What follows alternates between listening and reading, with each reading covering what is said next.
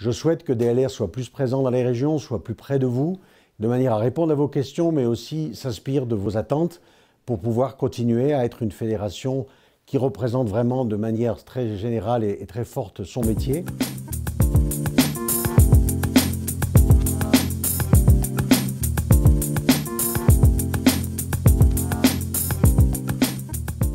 Philippe Coé, vous êtes le nouveau président DLR. Quel est votre parcours professionnel? J'ai une quinzaine d'années dans nos métiers de l'équipement, la distribution et la location.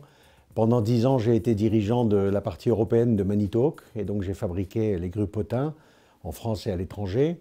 Et depuis à peu près 6 ans, je dirige la partie location de la grue à tour, un groupe qui s'appelle Uperio, qui est issu du groupe Matébat en France, qui était un leader sur le marché français de la location de la grue à tour. Donc je connais bien les métiers de la location et du service pour les équipements, en particulier de la construction.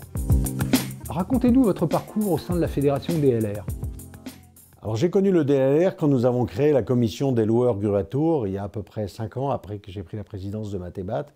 Avec plusieurs membres fondateurs, nous avons structuré cette commission pour pouvoir mettre en chantier un certain nombre de projets que nous avions, en particulier les conditions générales de location de la grue à tour que nous avons signé avec la FFB et la FNTP. À travers cette expérience de la commission grue à tour et aussi à travers celle du SPNDG, qui est un syndicat qui a été créé il y a une dizaine d'années et qui a rejoint le DLR il y a à peu près 5 ans, nous avons réellement découvert toutes les fonctionnalités, tous les services de DLR et j'ai participé naturellement aux travaux du conseil d'administration à l'initiative de Bertrand Carré et d'Hervé Robolo et j'ai découvert un certain nombre d'autres fonctions, d'autres activités de DLR, en particulier le social, la formation et un certain nombre de dimensions réglementaires.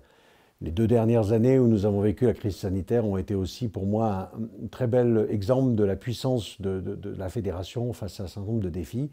Et c'est tout naturellement que je me suis porté candidat à la présidence pour pouvoir continuer le travail qui avait été effectué. Quelles sont vos ambitions pour DLR pendant votre mandat? À la présidence de DLR, je vais essayer de poursuivre avec toute l'équipe 3 ambitions. La première, l'accompagnement de la transformation numérique. Nos entreprises ont besoin, par rapport à ces défis du digital et de la numérisation d'un certain nombre de nos processus, ont besoin d'être accompagnées, surtout les plus petites d'entre elles. Et nous avons au DLR la responsabilité de vous aider dans cette transformation numérique. Le deuxième aspect, c'est vis-à-vis des hommes et de la formation et du développement des compétences. Nous avons besoin, tant pour nos collaborateurs actuels que pour ceux que nous allons recruter, d'une part d'être attractifs et d'autre part de continuer à leur offrir le cadre de formation qui lui permettront d'être efficaces, surtout que l'environnement matériel est lui-même en train d'évoluer fortement au niveau de tous les équipements que nous recevons dans nos sociétés de distribution, de location ou de services. Et enfin, la troisième dimension, c'est évidemment celle de la représentativité.